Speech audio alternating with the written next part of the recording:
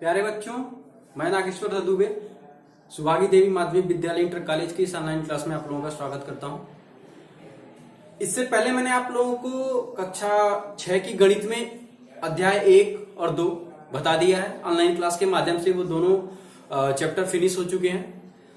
इस लेसन 3 में मैं आप लोगों को पढ़ाऊंगा संख्याओं के साथ खेलना, प्ले विथ योर नंबर्स। ठीक है, संख्याओं के साथ खेलने का मतलब क्या होगा? मतलब यह है कि जो संख्याएं हैं हमारी, गिनती की संख्याएं 1 2 3 4 5 6, हम उसमें क्या करेंगे? संक्रियाओं का प्रयोग करेंगे। संक्रिया क्या होगी? संक्रिया मैंने आप लोगों को पहले भी वीडियो में बताया है कि संक्रिया मतलब कि जो हमारा जोड़, घटाना, गुणा, भाग, ये जो तरीके हैं, जो प्रक्रियाएं हैं जोड़ करने की, घटाना करने की, गुणा करने की, भाग करने की, ये सारी संक्रियाओं को हम क्या करेंगे? इन संख्याओं पे फिर से ऑपरेट करेंगे, यानी कि लगाएंगे, गुणा करेंगे, भाग करेंगे, जोड़ करेंगे। अब आप पूछेंगे इसकी जरूरत क्या है? इसकी जरूरत है अब हम क्या करेंगे? एक नए ढंग से, नए तरीके से संक्रियाएं करेंगे, उस पे जोड़, घटाना, गुणा, भाग, और उससे जो हमें परिणाम मिलेंगे उसको हम क्या करेंगे? अवलोकन करके उस पे निष्कर्ष निकालेंगे कि ये किस चीज के लिए सही है, कहां तक सही है, क्या परिणाम निकल रहा है, क्या ये सबके लिए सही है, सभी संख्याओं के लिए सही है, हर जगह के लिए सही है। फिर उसका क्या करेंगे? जो हमें मिलेगा निष्कर्ष, उसको हम अपने पास रख के उसको पढ़ेंगे, उसके बारे में समझेंगे, और जो हमारे दैनिक जीवन में बहुत ही हितकारी है, लाभदायक है। ठीक है, इस चैप्टर में आप लोगों को गुणनखंड के बारे में बताया जाएगा, गुणज के बारे में बताया जाएगा, गुणनखंड फैक्टर। गुणनखंड में आप लोगों को बताया जाएगा कि गुणनखंड होता क्या है, गुणज क्या होता है। आप लोगों को संख्याओं के उभयनिष्ठ गुणनखंड, उभयनिष्ठ गुणनखंड के बारे में आप लोगों को जो बताया जाएगा। फिर आपको महत्तम समापवर्तक, लघुत्तम समापवर्तक, HCF एंड LCM के बारे में बताया जाएगा, जिसका बहुत ही ज्यादा उपयोग होता है कंपटीशन, प्रतियोगी परीक्षाओं के लिए भी, और आपके आगे की आने वाली कक्षाओं के लिए भी। तो आप लोग इस वीडियो को ध्यान से देखिएगा, समझिएगा। जहां पे ना समझ में आए आप लोग व्हाट्सएप ग्रुप में चैट के माध्यम से हमें बताइएगा, सर ये चीज मुझे नहीं समझ में आई, कृपया इसको हमें डिस्क्राइब कर दें, समझा दें। और एक्सरसाइज है जो उसको होमवर्क में आप लोग सॉल्व करिएगा। अभी तक केवल 1 या 2 लोगों ने रिप्लाई किया मैथ के लिए, तो मैं चाहूंगा कि आप जितने लोग इस वीडियो को देख रहे हैं, कक्षा 6 के बच्चों के लिए जो भी आप लोगों को होमवर्क दिया जाए, एक्सरसाइज है, उसको सॉल्व करिए। और कुछ दिक्कत आती है, कोई प्रॉब्लम है जो नहीं सॉल्व हो पा रहा है, क्वेश्चन है नहीं सॉल्व हो पा रहा है, तो आप हमें ग्रुप में व्हाट्सएप के माध्यम से या पर्सनली फोन करके आप बोलिए कि सर ये चीज मुझे नहीं समझ में आई है, दोबारा इसको या वीडियो के माध्यम से या किसी भी तरह से, एनी हाउ मैं आप लोगों की हेल्प करूंगा, बताऊंगा और समझाऊंगा। ठीक है, ध्यान से देखिए इस वीडियो को। संख्याओं के साथ खेलना। अब सबसे पहले हमारे पास जो गिनती की संख्याएं हैं, जैसे मैंने एक उदाहरण लिया 4। ठीक है, ध्यान दीजिएगा। अब मैं आपसे ये कहूं कि ये जो 4 है किन किन संख्याओं से विभाजित हो जाएगा? क्या होगा? विभाजित होगा। मतलब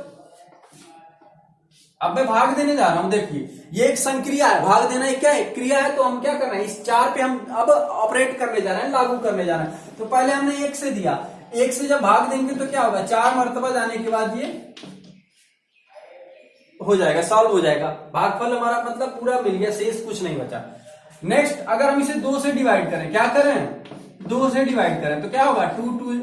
2 टाइम्स में 2 2 जा 4 हो गया 7। अब क्या ये 3 से डिवाइड होगा? अब ये 3 से डिवाइड क्या होगा? दशमलव में जाएगा या शेष बचेगा? 2 कारण होंगे, या तो दशमलव में जाएगा या फिर क्या होगा? शेष बचेगा। तो इसे हम यहीं पे क्या कर देंगे? स्टॉप कर देंगे। नेक्स्ट 4 से देखेंगे, 4 से 4 क्या होगा? एक मर्तबा डिवाइड होके शेषफल 0 होगा। अब हम क्या देखते हैं कि ये जो 4 है, ये हमारी संख्या 4 है, किस किस संख्या से विभाजित हो रहा है? 1 2 और खुद 4 से। ये 3 संख्याएं हैं जो 4 को क्या करती हैं? पूर्णतया, पूर्ण रूप से मतलब बिना शेष बचे क्या करती हैं? विभाजित करती हैं। ठीक है, मतलब 1 से, 2 से और 4 से भाग देने पे ये 4 है क्या? पूर्ण रूप से विभाजित हो जाता है, शेषफल कुछ नहीं बचता।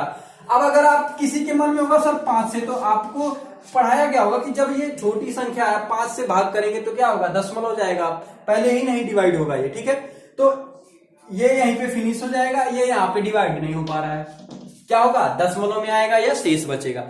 तो अब हम बात किस चीज की कर रहे हैं, हम गुणनखंड की पूर्णतया विभाजित करने की बात कर रहे हैं। तो अब 4 के ये जो 3 नंबर मिले हैं 1, 2 और 4, ये क्या कहे जाएंगे, गुणनखंड कहलाएंगे। क्या कहलाएंगे, गुणनखंड। मतलब अब ये जो 4 है इसका फैक्टर क्या मिलेगा हमें, 1, 2 और 4। मतलब वे संख्याएं जो इस संख्या को क्या करेंगी, पूर्ण रूप से विभाजित कर देंगी। वो संख्याएं हम क्या कहेंगे, उनको गुणनखंड कहेंगे। ठीक है। मतलब अब अगर हम परिभाषा के रूप में इसे पढ़ना चाहें कि परिभाषा क्या होगा इसका, तो हम क्या लिखेंगे, किसी संख्या का गुणनखंड वह संख्या होता है जो उस दी गई संख्या को पूरा विभाजित कर सके। क्या करे, पूरा विभाजित कर सके। या दूसरे शब्दों में अगर हम कहना चाहेंगे तो किसी संख्या का गुणनखंड उस संख्या का क्या होता है, विभाजक होता है। क्या होता है, विभाजक मतलब जो उसको डिवाइड कर रहा हो कंप्लीटली, पूर्ण रूप से पूरा विभाजित कर रहा हो, तो वो क्या कहलाएगा, विभाजक कहलाएगा। तो हमने आपको समझाया कि अगर हम कोई भी संख्या लेते हैं तो वो संख्या जिन संख्याओं से पूर्णतया विभाजित हो जाती है, भाग देने पे हमारा क्या होता है, फाइनल रिजल्ट शेषफल 0 आता है या पूरा भाग हो जाता है, तो उस संख्याओं को हम क्या कहेंगे, गुणनखंड कहेंगे। ठीक। दूसरे शब्दों में कि किसी संख्या का गुणनखंड उसका क्या होता है, विभाजक होता है। क्लियर है। अब आते हैं, गुणनखंड तो हो गया हमारा। अब गुणनखंड हम करेंगे कैसे, निकालेंगे कैसे या जानेंगे कैसे। गुणनखंड का एक दूसरा तात्पर्य भी होता है, तीसरे तरह से अगर हम समझना चाहेंगे। जैसे अगर 4 है तो हम इसको लिख सकते हैं, क्या लिख सकते हैं, 1 गुणे 4, या दूसरा क्या लिख सकते हैं, 2 गुणे 2। ठीक है। या 4 गुणे 1 भी लिख सकते हैं। 4 गुणे 1 के लिए मैंने पिछली अध्याय में मैंने आप लोगों से बताया था कि क्रम विनिमय नियम है। क्या है, गुणन पे क्रम विनिमय नियम, क्रम बदलने पे उसके मान में कोई परिवर्तन नहीं है, तो इसलिए इससे हम क्या लिख सकते हैं, 2 तरीके से लिख सकते हैं 4 को। एक क्या होगा, 1 गुणे 4 या 2 गुणे 2। तो अब एक गुणनखंड ये भी है और ये भी है। तो इसके कितने गुणनखंड मिले हमें, 4 के कितने गुणनखंड मिले, 4 के गुणनखंड मिले हमें 1, 2 और 4। तो ये है हमारा गुणनखंड। गुणनखंड मतलब कि गुणा कर, उसको अगर हम छोटे छोटे पार्ट्स में गुणा करके उसको क्या करें, एक्सप्लेन करें। अब जैसे 4 है, अब कोई हम बड़ी संख्या लेते हैं, जैसे क्या लेते हैं, अगर हम 12 ले लें तो अब 12 क्या होगा, 12 को सबसे पहले 1 से डिवाइड करते हैं। चलिए ये मैं रिमूव करता हूं यहां से। जैसे 12 लीजिए, बड़ी संख्या लीजिए। अब जब बड़ी संख्या लेंगे तो पहले 1 से डिवाइड करेंगे, क्या होगा, 12 मंथ में कट जाएगा ये, एक बार में ये 1, फिर हो गया 2 बचेगा, फिर 2, ऐसे। ठीक है, ये प्रोसेस है। 12 मंथ में ये क्या हो जाएगा, फिनिश। 2 लेते हैं, 2 गुणे 6, ये क्या हो जाएगा, सॉल्व हो गया। 3 लेते हैं, 3 गुणे 4 12। ठीक। उसके बाद 4 से डिवाइड करते हैं, क्या करते हैं, 4 से डिवाइड करते हैं 12 को, 4 गुणे 3 12, ये भी सॉल्व हो गया। 5 से लेते हैं, क्या 5 से 12 डिवाइड होगा, 5 दूनी 10, क्या हो जाएगा, 2 शेष बच जाएगा। क्या बचेगा, 2 शेष बचेगा। अब जब शेष बचेगा तो इसको हम क्या करेंगे, नहीं लेंगे, क्योंकि हमें क्या चाहिए, पूरा विभाजित करने वाली संख्या चाहिए। अब 6 पे आते हैं, 6 दूनी 12। ठीक है, 6 2 12। नेक्स्ट आते हैं 7। अब 7 भी क्या होगा, 12 को डिवाइड नहीं कर पाएगा। 7 1 जा 7, 7 2 जा 14। तो अब क्या हो जाएगा, 7 हुआ हमारा, यहां पे क्या बच गया, शेष, ये भी कैंसिल। 8 से आते हैं, 8 से 12 को डिवाइड करेंगे, 8 1 जा 8, 4 रिमाइंडर। क्लियर है। अब इस तरह से ये जो शेष वाले हैं ये क्या हो जाएंगे, कैंसिल हो जाएंगे। 9 से भी डिवाइड नहीं होगा 12, 10 से भी डिवाइड नहीं होगा पूर्ण रूप से, अब 11 से भी नहीं होगा। लास्ट हमारा एक ऑप्शन क्या आएगा, 12 को 12 से डिवाइड करें, एक मर्तबा ही क्या हो जाएगा, ये डिवाइड हो जाएगा। अब हमारी संख्याएं कौन कौन सी हैं जो 12 को पूर्ण रूप से विभाजित करती हैं। एक पहला 1 हो गया, फिर 2 3 4 6 और खुद वो संख्या 12। तो अब हम यहां पे लिख सकते हैं, इसको मैं यहां से रिमूव कर रहा हूं। अब हम लिख सकते हैं कि 12 को कौन कौन सी 12 के जो गुणनखंड बनेंगे वो क्या बनेंगे। 12 के जो गुणनखंड होंगे 1 2 3 4 6 और खुद वो संख्या 12। ये इतनी सारी संख्याएं क्या है, ये 12 के गुणनखंड है। अब गुणनखंड को अगर हम एक अलग तरीके से, अब यहां से जो हमें डेटा मिला है, जो हमें यहां से आकलन मिला है, अब इस हिसाब से हम गुणनखंड को एक तरह से और परिभाषित कर सकते हैं कि गुणन, जैसे गुणन और खंड, खंड खंड में हम क्या कर सकते हैं, गुणा करके वो संख्या प्राप्त कर सकते हैं। एक तरह से ये समझ लीजिए कि उसको और कितने छोटे छोटे छोटे छोटे टुकड़ों में हम क्या कर सकते हैं, खंडित करते चले जाएं। अब 12 है, 12 का मतलब क्या होगा, 1 गुणे 12 लिख सकते हैं, या 2 गुणे 3, या फिर क्या लिख सकते हैं 4 गुणे 3 लिख सकते हैं। ठीक है, एक और है 2 गुणे 6 लिख सकते हैं, या 6 गुणे 2 लिख सकते हैं। अब देखिए ये संख्या सिर्फ दो संख्या में, एक 12 और एक, यहां 4 गुणे 3 कर दिया हमने, यहां पे 3 में कर दिया, 2 गुणे 2 गुणे 3। ठीक है, अब ये सभी क्या है, सभी 12 के बराबर है, लेकिन क्या है, लिखने का तरीका क्या हो गया, बदल गया। यहाँ पे 2 गुणे 2 गुणे 3, 12 को हमने क्या किया, फैक्टर के रूप में, गुणनखंड के रूप में लिख दिया। ठीक है, 4 गुणे 3। अब हम आगे इसका क्या प्रयोग होगा, जब हमें जहां जरूरत पड़ेगी 12 लिखने की, और हमें कहीं देख रहे हैं हम कि 4 गुणे 3 की जरूरत है, तो हम 12 की जगह क्या लिख सकते हैं, उसके गुणनखंड के रूप में लिख सकते हैं, गुणनखंड के रूप में 2 गुणे 6 लिख सकते हैं 12 को। ठीक है, तो ये संख्याएं, सभी संख्याएं क्या हो जाएंगी, हमारी गुणनखंड होंगी, किसकी, 12 की। ये 1 2 3 4 6 एंड 12, ये क्या हो जाएंगे, फैक्टर होंगे। फैक्टर मतलब गुणनखंड, किसके, 12 के। ठीक है, अब ये सभी देखिए, ये सभी संख्याएं क्या कर रही हैं, 12 को विभाजित कर रही हैं। तो जो हमने आप लोगों को डिफिनीशन बताया कि पहला कहा कि किसी भी संख्या का गुणनखंड जो होता है, उस संख्या का क्या होता है, विभाजक होता है। ठीक है, अर्थात जो ये संख्या है उसको क्या करेगा, पूर्ण रूप से विभाजित करेगा। तो ये हो गया हमारा गुणनखंड। अब गुणनखंड निकालने के लिए आप लोगों को मैं बता दूं, आप लोग अपने कॉपी पे, ठीक है, कॉपी पे आप लोग कुछ संख्याएं मैं दे दे रहा हूं, जैसे 20 के सभी गुणनखंड, ठीक है, 50 के सभी गुणनखंड, 98 के सभी गुणनखंड। आप लोग क्या करेंगे, याद करेंगे कि 98 का कौन कौन सा गुणनखंड होगा, 50 का कौन कौन सा गुणनखंड होगा, 20 का कौन कौन सा गुणनखंड होगा। तो इस तरह से आप लोग सॉल्व करके हमें होमवर्क के तौर पे ये बताएंगे कि सर ये मुझे समझ में आ गया। अगर ये आप लोग सॉल्व कर गए तो मैं समझूंगा कि आपको गुणनखंड समझ में आया है, आपने क्या किया है, सॉल्व किया है। अब आते हैं हम गुणज के रूप, आगे बढ़ते हैं गुणज के लिए। गुणज क्या होता है,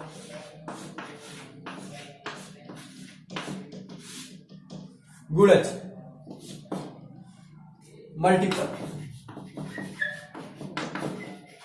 गुणज क्या होता है, हमारा जो गुणज से हम क्या करते हैं, आगे बढ़ाते चले जाते हैं संख्याओं को, उसी संख्या में या भिन्न भिन्न प्रकार की संख्याओं में हम क्या करते चले जाएं, गुणा करते चले जाएं।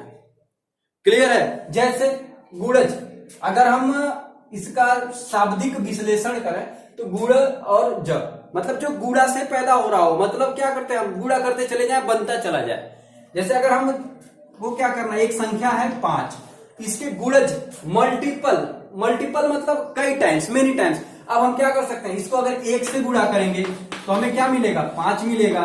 इसी संख्या को 2 से गुणा करेंगे तो हमें 10 मिलेगा। इसी संख्या को 3 से गुणा करेंगे तो हमें 15 मिलेगा। आगे ऐसे हम क्या करते हैं, चले जाए, बढ़ते चले जाए, 5 गुणे 4, 5 गुणे 5, 5 गुणे 6, तो 5 गुणे, अगर 4 लिखते हैं तो 20, 5 गुणे 5 लिखते हैं तो क्या होगा, 25। तो अब ये वही संख्या है, 5 गुणे 5 25, ठीक है, और बाकी की संख्या है। तो अब इस तरह से हम लिख सकते हैं 5 के गुणज, 5 के गुणज।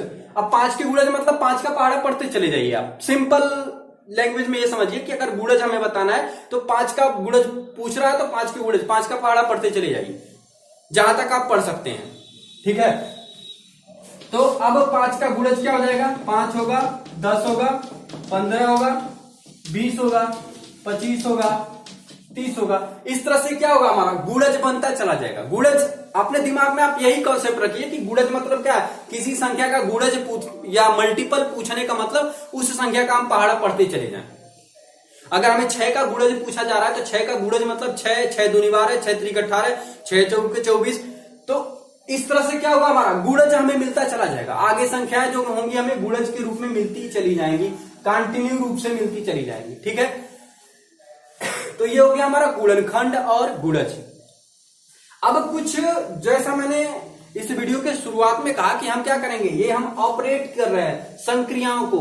पहले गुणनखंड वाले में हमने भाग किया और गुणा दोनों लगाया। इसमें भी हम क्या कर रहे हैं, गुणा ऑपरेट कर रहे हैं, गुणा लगा रहे हैं, गुणा की संक्रिया का प्रयोग कर रहे हैं। तो इसका मैंने कहा था कि कुछ अवलोकन करेंगे हम, कुछ रिजल्ट्स मिलेंगे हमें, कुछ परिणाम मिलेंगे, तो उसके बारे में हम पढ़ते हैं।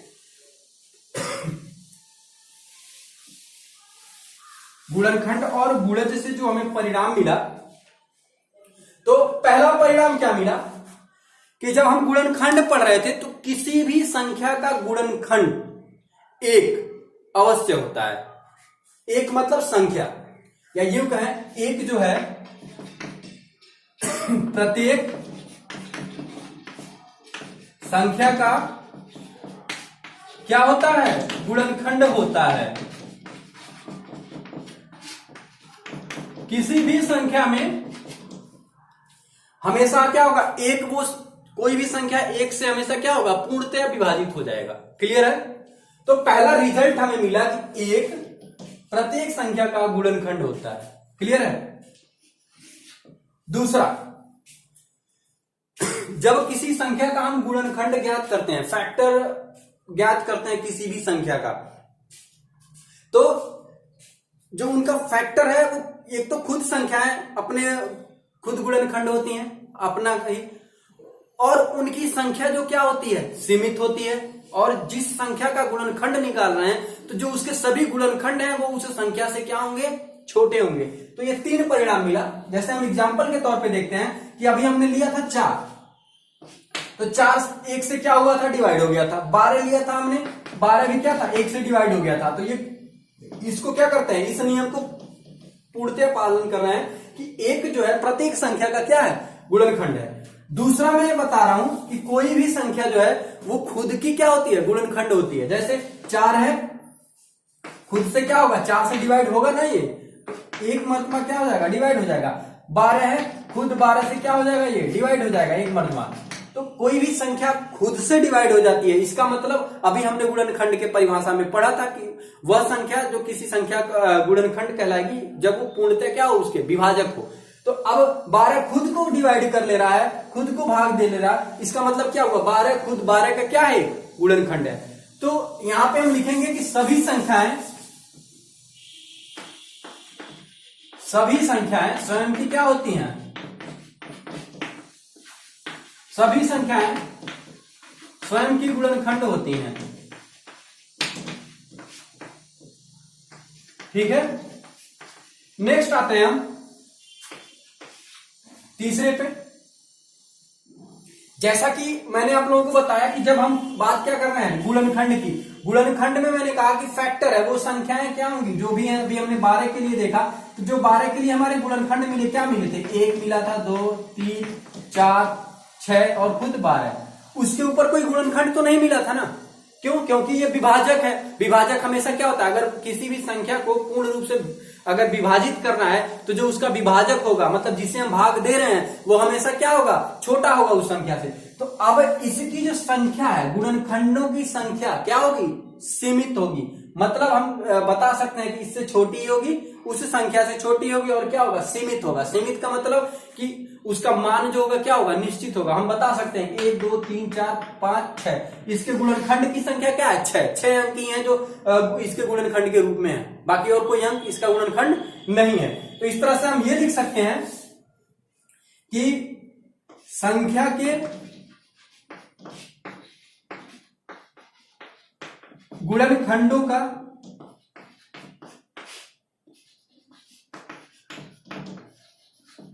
संख्या के गुणनखंडों की संख्या सीमित होती है। क्या होती है, सीमित होती है। ठीक है,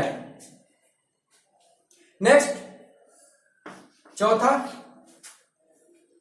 चौथा लिखेंगे कि जो संख्या के गुणनखंड होते हैं वो संख्या से क्या होते हैं, छोटे होते हैं।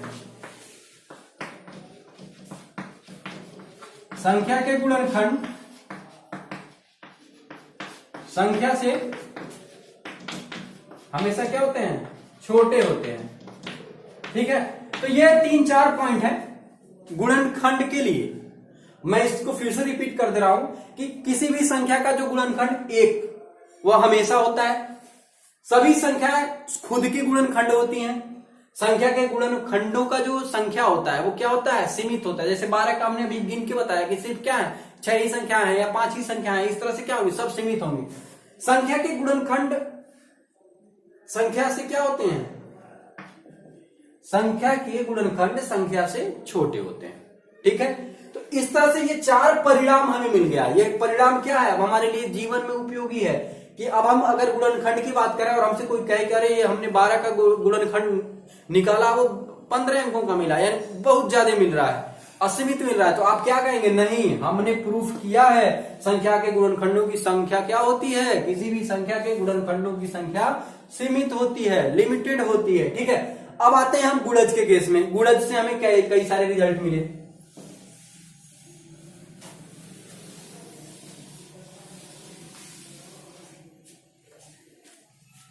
अब गुणज के लिए जब हम आएंगे, गुणज में सबसे पहला हमने कहा कि अब पिछले में 1 था जो सभी का गुणनखंड था। ठीक है, तो अब क्या होगा, गुणज के रूप में संख्या खुद की क्या होती है, स्वयं की गुणज होती है। जैसे 5 का मल्टीपल पहले 5 ही होगा, उसके बाद ही तो आगे बढ़ेंगे ना। 5 का पढ़ा पढ़ने से पहले हम क्या करते हैं, 5 1 कम 5 बोलते हैं, या 6 1 जा 6 या 5 1 जा 5 बोलते हैं ना।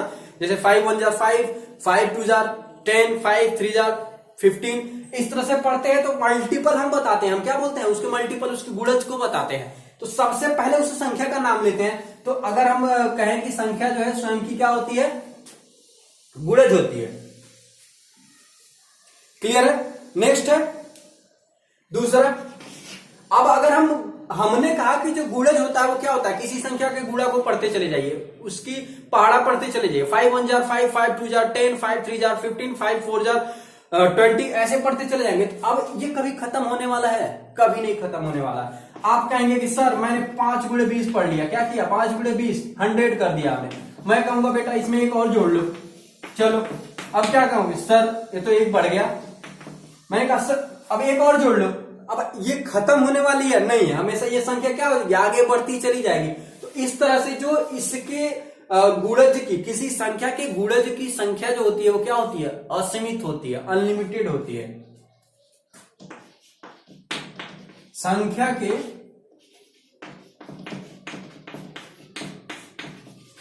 गुणज की संख्या, ध्यान दीजिएगा मैं 2 बार संख्या लिख रहा हूं तो कंफ्यूज मत होइएगा। ये संख्या, जो संख्या आपको दी जा रही है, और ये संख्या जो उसके टोटल गुणज को हम 1 2 3 4 5 6 करके गिनेंगे। ठीक है, जैसे अगर हम कहें 5, तो ये हमारी संख्या ये वाली हो गई। और ये जो संख्या लिख रहा हमने, मतलब 5 1 कम 5, 5 दूना 10, 5 3 15, 5 4 20, ऐसे अगर हम आगे बढ़ते चलेंगे 1 2 3 4 5 6, ये जो संख्या है काउंटिंग नंबर, ये उसके लिए मैंने लिखा है। ठीक है, तो संख्या के गुणज की संख्या क्या होती है, असीमित होती है। ठीक है, ये हो गया हमारा गुणज के लिए। तो इस तरह से कुछ पॉइंट्स थे, मैंने आप लोगों को लिखवा दिया है। अब गुणनखंड और गुणज से मिला के आपका एक्सरसाइज 3.1 क्या बन रहा है, आपका एक्सरसाइज 3.1, जो आप लोगों को क्या करना है, सॉल्व करना है। ठीक है, कैसे करना है मैं बता रहा हूं।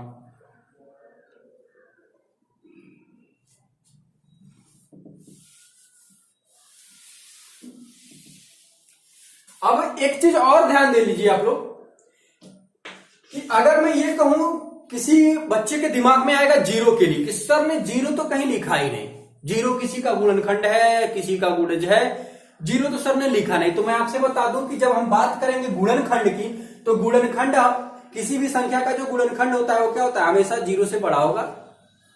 क्यों? क्योंकि अगर कोई संख्या लेते हैं तो वो जीरो से बड़ी संख्या लेंगे हम, तो उसका गुणनखंड जो होगा हमेशा क्या होगा, जीरो से बड़ा होगा। और गुणज लेते हैं तो वो भी क्या होगा, हमेशा जीरो से बड़ा होगा। ठीक है, गुणज उस संख्या से हमेशा क्या मिलेंगे, बड़ा मिलेंगे। जैसे 5 का गुणज 5 दूनी 10, 15, 20, तो वो क्या है, 5 से बड़े हो रहे हैं। जब गुणनखंड लेंगे तो हमने देखा था वो क्या थे, उस संख्या से छोटे थे। क्लियर है? तो अब आते हैं एक्सरसाइज 3.1 पे। 3.1 में आपका एक्सरसाइज जो है मैं दिखा दूं आपको, संख्याओं के गुणनखंड ज्ञात करने हैं। 3 प्रश्न दिए हुए हैं। एक तो है संख्याओं का गुणनखंड ज्ञात करना, संख्याओं का गुणनखंड ज्ञात करना है। क्या करना है, संख्याओं का गुणनखंड ज्ञात करना है। संख्याएं क्या दी हुई है आपकी, 24, 15, 21, 24 है, 15 है, 21 है, फिर नेक्स्ट है 27, 12, ऐसे करके है आपके पास बुक होगा। और इस पे अपने मन से आप संख्याएं लिख सकते हैं। कोई जरूरत नहीं है बुक से कि बुक में इतने दिया हम इतने ही सॉल्व करेंगे। आप जैसे मैंने आपको अभी इसके पहले होमवर्क दिया कि 98 है, 92 है, 96 है, 94 है, कुछ भी आप संख्याएं लिखिए, उसके गुणनखंड याद करिए। आप घर पे प्रैक्टिस करिए, मोर प्रैक्टिस, जितना हो सके आप गुणनखंड निकालने के लिए सीखिए, प्रयास करिए। आपके दिमाग में तुरंत आ जाए कि हाँ इसके ये गुणनखंड बनेंगे। तो प्रैक्टिस से क्या होगा कि चीजें आपके लिए आगे की जो एक्सरसाइज हैं, आगे के क्लासेस हैं, आपके लिए बहुत ही आसान होगा। ठीक है, तो अब ये गुणनखंड के बारे में है। दूसरा क्वेश्चन है आपका गुणज लिखने के लिए, प्रथम 5 गुणज। जैसे अगर मैं आपसे कहूं कि 5 के प्रथम 5 गुणज लिखिए, तो प्रथम 5 मतलब कि उसके गुणज की जो संख्या है वो क्या है, 5 है। तो 5 का पहला होगा 5 एकम 5, 5 दूना 10, 5 तिया 15, 5 चौके 20, 5 5 25। तो ये हो गया हमारा, क्या हो गया, 1 2 3 4 5, 5 गुणज हो गए हमारे किसके, 5 के। क्लियर है? तो इस तरह से आपका एक्सरसाइज का 1, 2 और 3 ये सब क्या हो जाएगा, 3.1 का सारे क्वेश्चन सॉल्व हो जाएंगे। आप लोग इसको सॉल्व करिएगा। सॉल्व करने के बाद जिससे जो कोई प्रॉब्लम होगा आप हमें व्हाट्सएप ग्रुप के माध्यम से या फोन के माध्यम से इन्फॉर्म करिएगा, सर ये चीज मुझे नहीं आई है। आप इसको या तो वीडियो के माध्यम से या किसी भी तरह से हो सके हमें समझाने का प्रयास करिए। तो जो भी हमारे पास अवेलेबल होगा, जो भी तरीका होगा, हम आप सबको क्या करेंगे, ये चीज प्रोवाइड करेंगे। तब तक के लिए धन्यवाद।